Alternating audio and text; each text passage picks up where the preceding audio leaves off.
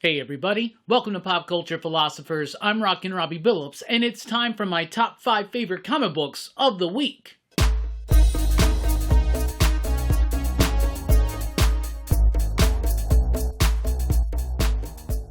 That's right, everybody. Thanks for checking out the video. I am Rockin Robbie Billups. This is my top 5 favorite comic books for New Comic Book Day this week. Out of everything that came out, it was a pretty solid New Comic Book Day. But out of everything, what's the best of the best? What are the creme de la creme and other analogies leaning you into this kind of thing? Whatever, let's just get into it.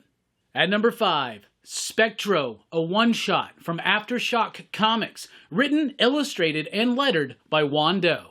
So I've been a fan of Juan Doe since Dark Ark. Dark Ark was a really exceptionally well done Cullen Bunn Juan Doe book from Aftershock Comics several years ago. The basic premise of that book, in case you are interested, is that Noah had his ark, but there was another ark for like the main worshiper of Satan. So there's the good God-sent ark, and then there's this evil bad ark that's got 2 of every monster to make it through the flood, right? That's when I fell into Juan Doe's artwork. I know a lot of people will look at his work and it looks kind of simple, looks kind of cartoony. I look at it and I see the complexity and how it makes something look so simple and effortless. I absolutely loved this book. Juan Doe's really been coming into his own as a writer. He's worked on several series before, including Bad Reception, but I think he really levels up here as a writer, as a creator on Spectro. So this is a Prestige Plus magazine format size book that is all done by Juan Doe, every single bit of it, and it's 4 one-shot short stories. It's like a sci-fi horror anthology, and it's playing with like the fact that Pluto's not a planet. It's playing with fitness. It's doing all this kind of interesting stuff in a very Twilight Zone-y, Outer Limits type way. All 4 stories were super strong with very strong hooks at the end. I absolutely loved it. At number 4, Elvira in Horrorland, number 1 from Dynamite Comics. Written by David Avallone with artwork by Silvia Califano, coloring by Walter Pereira, and lettering by Taylor Esposito. So no surprise, I'm a huge fan of Elvira, and I'm a huge fan of classic horror movies, and I am very much a fan of what Dynamite and David Avallone have been doing with the Elvira books. They are absolutely fantastic. They 100% portray with accuracy the character and the campy shtick of Elvira, but it does it in such a way that honors the legacy of Cassandra Peterson's work, as well as honoring the legacy of all the horror movies that is kind of spoofing and representing. So in the last series, we had Elvira meet Vincent Price, and at the end of that series, Elvira winds up getting shunted off into this dimension where she's basically going through movies, right? Think of it like Stay Tuned. Do you remember that movie Stay Tuned? Think about it like that, but with horror movies and Elvira. And in the first issue, she winds up at the Bates Motel. That's right. So she's going up against Norman Bates, Norman's mother, and of course other characters. I loved it. Such a nice tribute and homage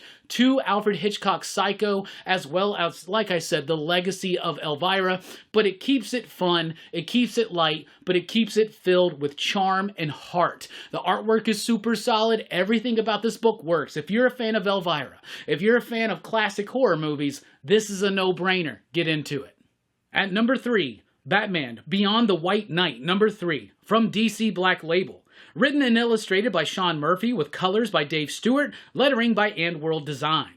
I've said this before, I will continue saying this. Sean Murphy could continue doing stories set in his version of the Batman universe indefinitely. I would read every single one of them. It is absolutely amazing. Sean Murphy, first of all, is a fantastic artist. The way that he handles machinery, the way that he handles architecture, vehicles, all this kind of stuff, it works so well. But the character work and the dynamism that is necessary for a book like this to really soar and leap off the page is there too. And it still maintains that classic Batman grit. We're now dealing with the Batman Beyond side of things, so we've skipped ahead a little bit. We're in Neo Gotham, but it still is rooted thematically and structurally in everything that White Knight has been developing thematically and through the story. I absolutely love it. And Sean Murphy's getting even better as a writer. What is my proof for that? I typically hate Harley Quinn in comic books. I love Harley Quinn in this book. And they're even developing this, like, relationship between Bruce and Harleen, and it works. It's actually working for me. It doesn't seem like it comes out of nowhere. It's got nuance to it. It's got a little bit of magic to it. I think this book is top-notch. Plus, you get some really cool evolution going on with Duke Thomas. I love this world. I love these versions of these characters, and I just think it's absolutely neat. At number 2, Ice Cream Man number 30 from Image Comics. Written by W. Maxwell Prince with artwork by Martín Morazzo, coloring by Chris O'Halloran, and lettering by good old Neon. You know, I don't think there's an issue of Ice Cream Man that's gone by that has not made it in my top 5. Seriously, even if I wasn't doing a top 5 at that time, it would still be in my top 5, if not at the very tippy top. Ice Cream Man is just hands down one of the best, most innovative, and well thought out books going on. Each issue is designed to be an entry point for a new reader. Every issue tells its own complete one and done story. There is a larger narrative, or I should say mystery, more so the narrative that's kind of being linked between everything, but that's something you get when you're reading the entire series overall and you're seeing the bigger picture and where it's kind of going. That being said, don't worry about any of that. If you are interested in Ice Cream Man, just jump into whatever issue you can find and let me know what you think about it. In this issue, we got an experiment going on. They're trying to test out this hallucinogenic drug. They got 2 people. One dude, they tell him, don't worry, it's a placebo, you ain't gonna trip. The other dude, they're like, bruh, you're gonna trip. He goes through some dark times, and then the one dude who they say, don't worry, it's a placebo, they actually give him more than the dude that they tell they're giving hallucinogens to. And then it just kind of flips the script about halfway through, gets weird, gets wild, and it's also saying something about the scientific community and experimentation and the medical industry, and it's saying some stuff there, but really it seems like the focal point of this issue is just to be as weird as possible. The artwork by Martín Morazzo is always top-notch, especially with the sickly sweet coloring of Chris O'Halloran. You add in the perfect top-notch lettering by good old Neon. Seriously, Ice Cream Man is overlooked every single year when it comes to the Eisners. In my opinion, over the last 5 years, Ice Cream Man's been the best book. It is consistent, it is experimental, it is innovative, and it has very profound and at times inspiring things to say about the human experience, even though it goes into dark, unsettling territory quite often. And at number 1, Swamp Thing, number 13 from DC Comics. Written by Ram V with artwork by Mike Perkins, coloring by Mike Spicer, lettering by Aditya Bidikar. Yo, are you tired of me telling you how great Ram V's Swamp Thing is every single month? I hope not, because we got at least 3 more issues of me telling you this. I hope this book goes on indefinitely as well. Ram V, Mike Perkins, Mike Spicer, Aditya Bidikar. Seriously, one of the best colorists in the biz, the best letterer in the biz, one of the best artists in the biz, and one of the best writers in the biz, making one of the best superhero comic books, if not the best superhero comic, if you want to call it that, because it's got its roots in Vertigo, right? Now, I know that when Alan Moore started doing the Swamp Thing, Vertigo didn't really exist, but ever since then, Swamp Thing's kind of been related and corresponding to Vertigo, to that idea of doing things a little bit different, a little bit more serious and mature, a little bit off kilter, but still at times centered and focused into the DC universe.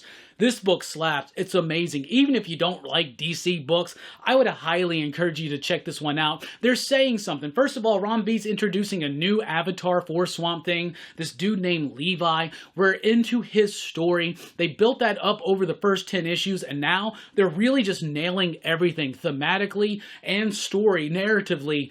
They're just nailing it all, bringing it all together, and still being able to do some really exciting things. There's a little bit here at the end of this issue that's got me really excited. We know now we have the promise of Ram V tackling a character I've always wanted to see him tackle, so I'm excited for that. But the work being done on this title is absolutely insane. It's imaginative, and it's adding so much to the tapestry of myth that has made up the past of Swamp Thing. Not just with a new character being the Swamp Thing, but with new parliaments. Now, other people have tried to do this kind of thing where, what if there was, we got the red, and we got the green, and we got the black, but what if we had this? Or what if we had this? Robbie's doing it better than anybody else, and he's doing it with the Parliament of Gears, represented by the factory, mankind, machines, that kind of thing. How does that relate to the natural, more organic parliaments that are out there? Really cool stuff. And then taking it even a bit further with an avatar of radiation. Really interesting stuff. The artwork is truly a horrific masterpiece. The coloring, it is so atmospheric and mood invoking, and the lettering. Aditya Bidikar is the best letterer in the business, and it is a shame that the Eisners have not seemed to recognize that. I like Clayton Cowles as much as anybody. But come on, every book that Aditya Bidikar does is different. He's morphing and changing his style to fit the appropriate tone of the book. Just look at his work on Department of Truth and compare it to something like The Picture of Everything Else, and then compare that to Homesick Pilots, and then compare that to The Swamp Thing. Come on. This book is amazing and is definitely deserving of all heaps and mounds of praise that I could possibly give it. Intelligently written, impeccably illustrated, and masterfully put together. The Swamp Thing is top notch. And the other thing, not only is Robbie doing something with this whole factory Parliament of Gears things, he's tying it into Jack Hawksmoor. Come on. This is awesome. You need to read it. So that's what I've been reading. That's what I'm digging. That's, to me, what I thought were the Eric Best of the Best Roberts of this week. And I know I got a couple comments saying they like the Eric Roberts bit, so apparently this week I'm just going to run that into the ground so I could never use it again. Anyway, what are you reading? What are you digging? What are your top 5 comics of the week? Let us know in the comments down below. Thank you so much for checking out the video. Be sure to like, share, and subscribe. And join us over at patreon.com/PCP if you want to financially support this channel. But it's support enough just being here and hanging out with us every week, every other day, whenever we do our shows or our live streams. Thank you so much for the support. I've been Rockin Robbie Billups. Thanks for rocking with us. Station. Pop, pop, boom!